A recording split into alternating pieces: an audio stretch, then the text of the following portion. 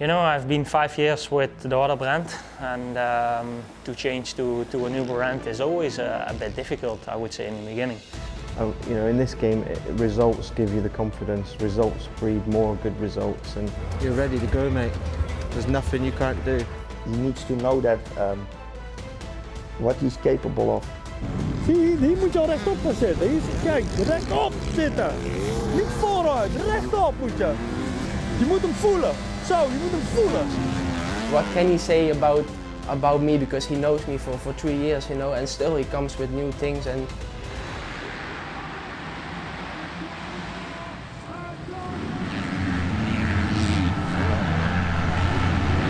Renault. Well, it's going to be a big moment for him, isn't it? Win the overall here and Maxi Mason.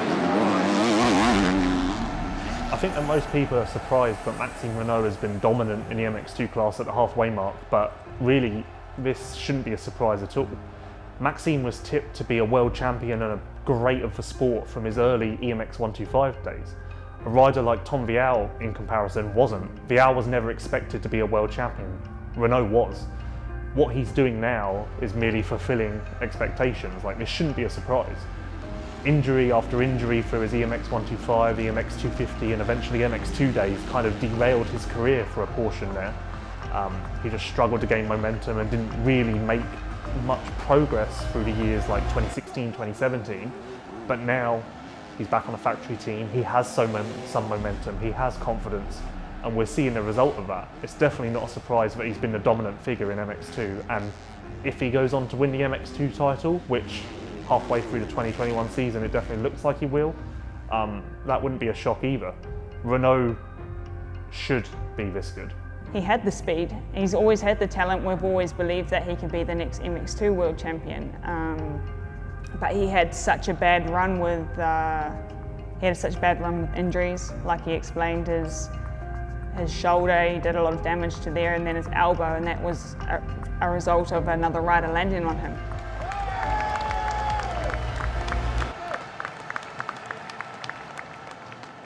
Yeah, I think this is kind of a moment that made me just realizing I have one life, I have one career.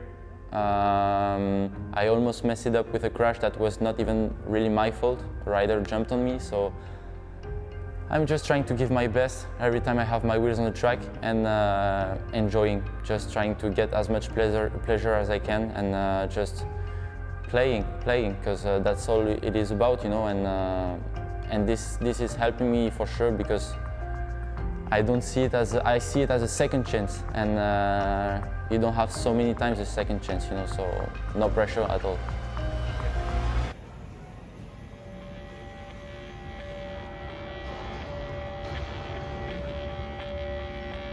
On my way to Kegums, we are here in Brussels, Belgium. So yeah, heading for the 7th round of the season. Really looking forward to that round because the track is really nice. So yeah, just follow me during my trip.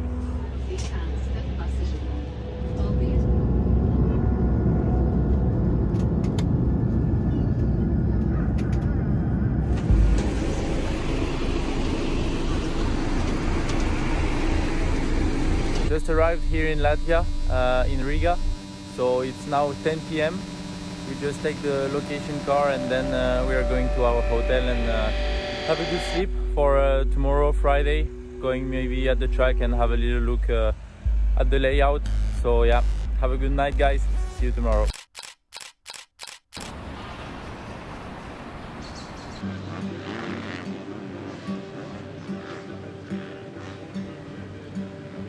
Saturday, we're now heading to the test track to do some start practices, just to get the first feeling with the bike for the weekend and see if everything is okay on the bike. So yeah, let's go for it.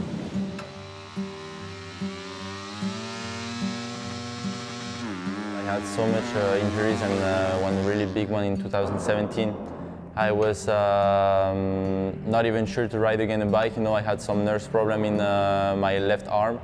And yeah, on those moments was really tough, but yeah, I worked as much as I could, and so now I enjoy even more being here, because yeah, I know where I passed through, and yeah, it's just full pleasure now and enjoying every moment of it. My name is JBayBrunch. I'm training Maxime for 3.5 years now. Going very well, you know, it's improving itself every year and a big step this year. And hopefully keep on going this way until the end of the season. Faudra que je vois, de toute façon je regarderai le mécanisme, mais il faudra que je vois comment je suis placé sur la moto à peu près. Je pense que je serai à peu près comme ça, je pense, à peu près, au niveau taille. Comme ça, tu le vois bien là. Track looks really nice, bumpy and yeah, sketchy some places, so really have to get the focus for tomorrow. Si tu arrives à vraiment cabrer celle-là, pour passer au-dessus, déjà tu gagnes de la vitesse et après c'est de la vitesse que tu gardes jusqu'au bout des vagues, quoi. Tu vois, si tu arrives à repasser au-dessus de celle-là et pas atterrir ici et faire pam et rebondir. Parce que si tu atterris là, les deux roues, tu peux pas faire grand-chose, hein, je pense. Celle-là, ou la scruber ou quoi, faire l'absorber, cabrer ici un peu. Ouais. On va venir chercher. Et après là, réussir par contre à faire double. My expectations for tomorrow are for sure getting some really good points in the championship and keep on going on the same way of riding since the beginning of the year. So yeah, I'm just gonna now try to focus tonight and get ready for tomorrow.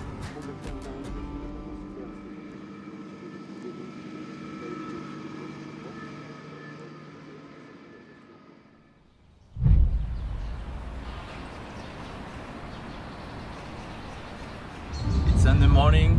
We are now on our way to the track. It's 7:44, so yeah, just getting ready slowly for the warm-up at 9:15, and then ready to start the day.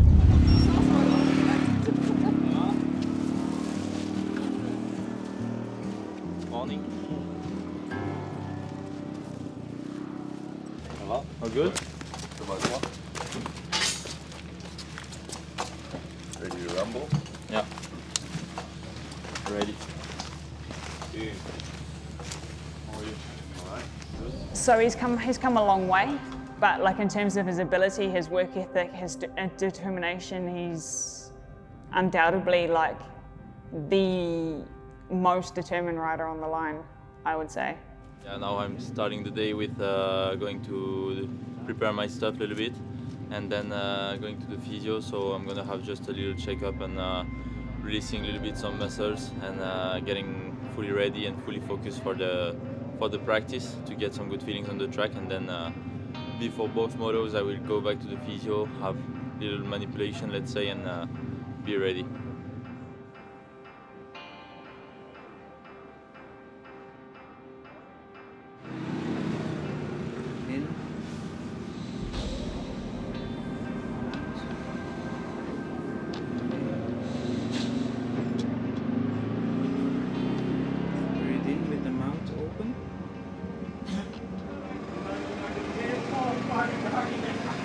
Again.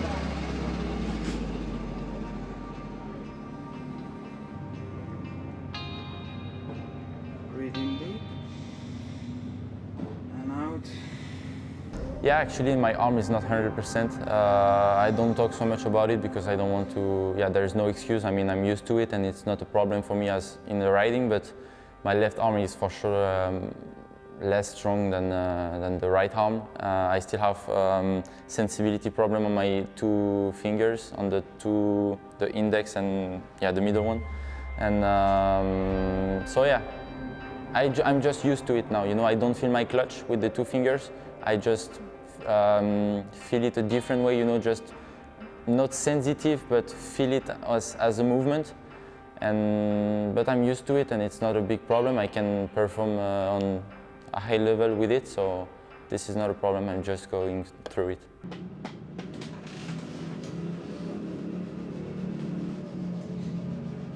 It's time to wake up, actually. Yeah. Otherwise you're gonna...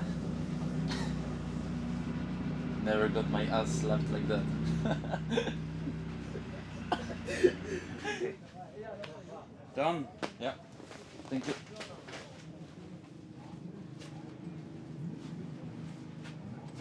See you.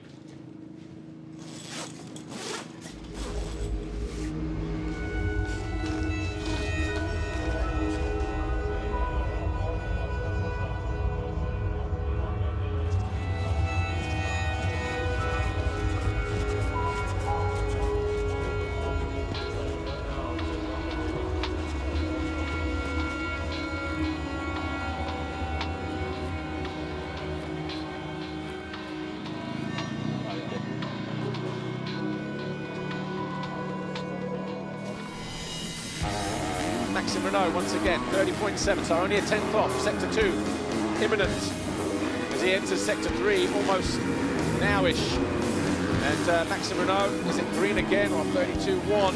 Maxime Renault moves up to second, 0.4, so the gap's still coming down. There's still some life left in the track. Let's go through the confirmation then. JBay on pole for Rockstar Energy Husqvarna, ahead of Maxime Renault. Third, time's very, very tight. Fourth, Rising Gifting. Nicholas Horrocks was fifth, 186. Practice went pretty good. Finished second in the time practice, so really good gate pick for the motos. Feeling with the track is quite good. Actually, it's tricky and some sharp bumps, but I feel really good, feel comfortable. So yeah, just try to make 2 good starts in the motos and go for a good result. I've been in a rehab center, you know, with I think during 4 or 5 months, and I think the bigger thing that helped me was that I was in a center with people that were really in a bad situation, and seeing how they were just enjoying the life and smiling and always have the joke in them, saying a joke or something, you know. I was like, I cannot complain. I cannot complain. I have my 2 legs, my 2 arms. One was not working so good, but I could have done, yeah, could have been so worse. So yeah, it was just, you cannot just say, I'm done. You have to work, and if you want something, just go get it, and that's what I did, and I just, yeah, worked so hard and always believed in that.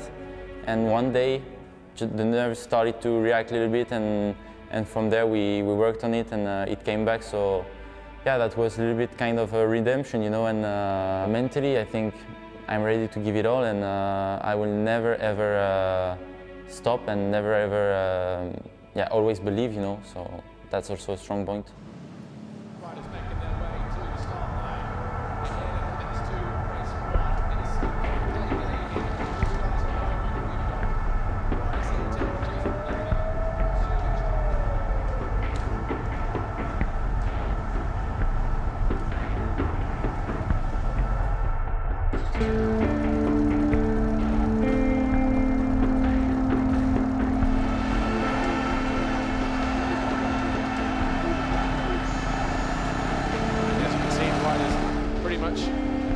Ready to make their way to the start line from the waiting zone.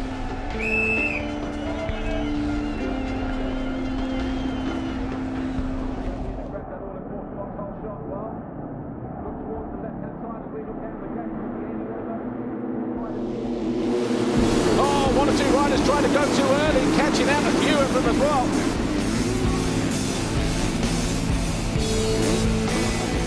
And Renault has snuck up the inside of Jorgo Kietz and moved into 3rd place.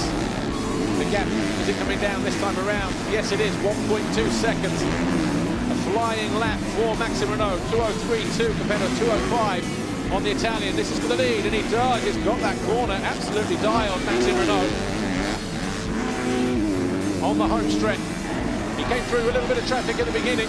He set fast lap after fast lap. He goes on to win race 1 here.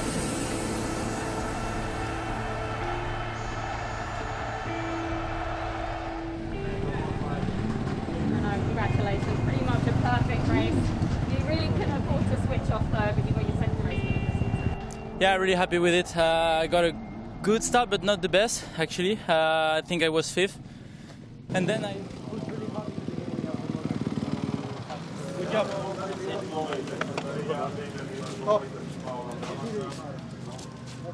I'm surprised, but he's doing even better in the key moments of the championship.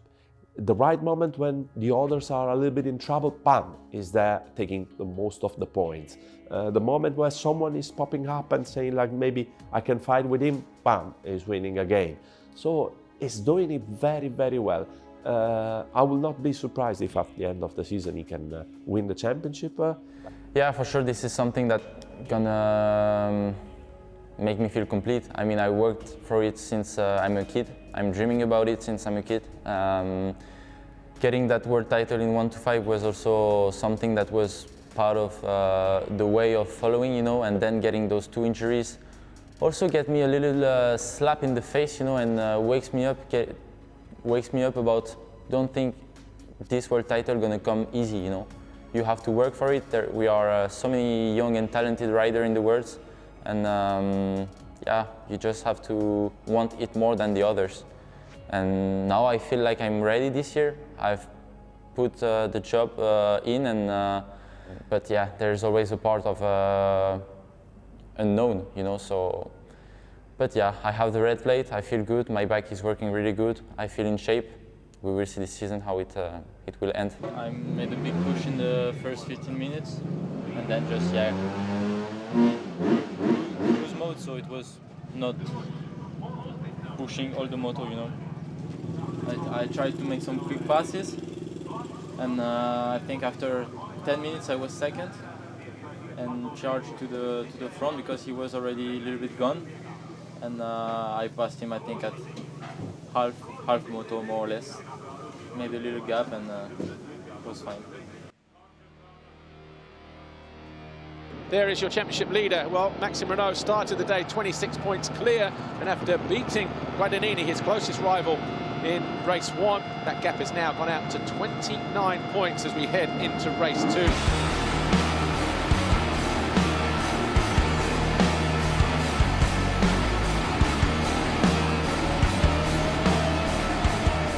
Renaux bringing his A game today. It's going to be the perfect day for the Frenchman. Took 3 points out of his rival Mathieu Guadagnini in race 1. He's going to take another 5 points out of him here in race 2.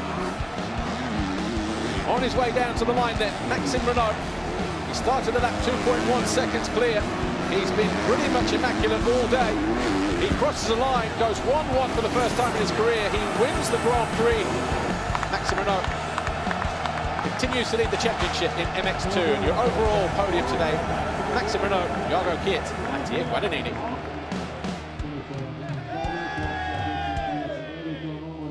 You obviously had riders like Gauthier Paulin, who challenged for world titles, Marvin Musquin, who was a world champion twice, but Romain Febvre has kind of really led the way for aspiring French riders who want to be a star in the MXGP series. He obviously, his road to the top was unorthodox. He definitely did it a different way to most riders, but he's been the shining light for French fans for quite a while now. The first year in 2015, yeah, I was rookie in the class. You know, you are coming, you don't expect anything. I was on the factory team with a new bike and everything. I was learning everything every time I was on the bike. And yeah, he has a good feeling, good vibes, and yeah, I was just enjoying. And when you are rookie, you don't care about so much the result, and you just try to get some experience. And then yeah, that year everything clicked, and yeah, we win many races, many GPs, and the world title, of course. So Romain Febvre is about to make history here. A rookie winning in the MXGP class. He wins the race, and he will now realise it. It was, let's say, mentally, it was maybe the easiest year that I had. But like to win.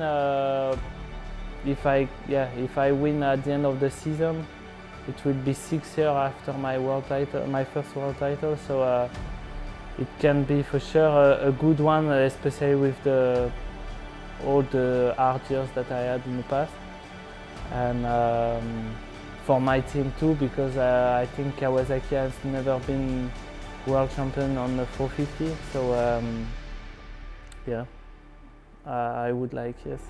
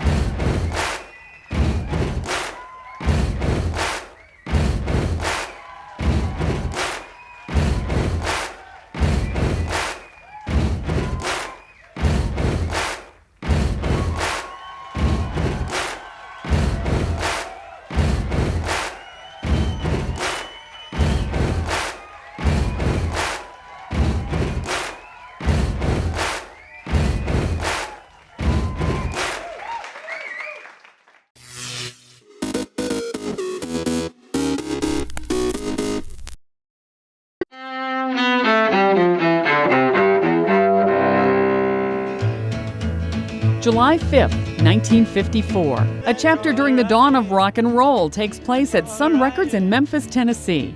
That's where Elvis Presley records the song That's All Right Mama during his first commercial recording session. 1946. The bikini bathing suit makes its debut during an outdoor fashion show at the Molitor Pool in Paris. 2006. Kenneth Lay, founder of the energy giant Enron, dies in Aspen, Colorado at age 64.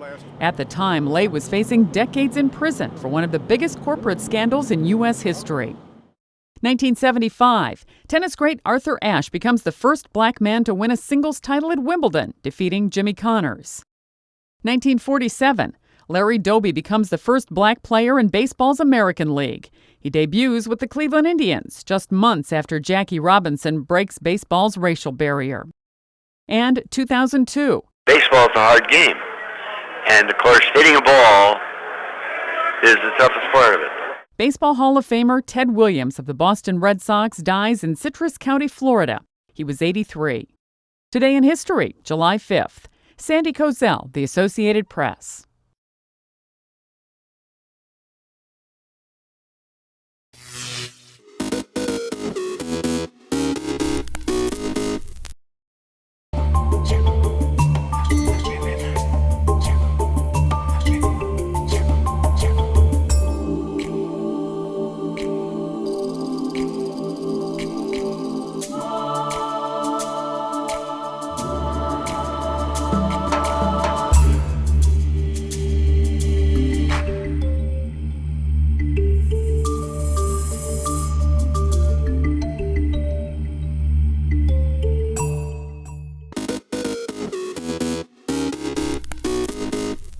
Welcome back in our studio, and in today's news,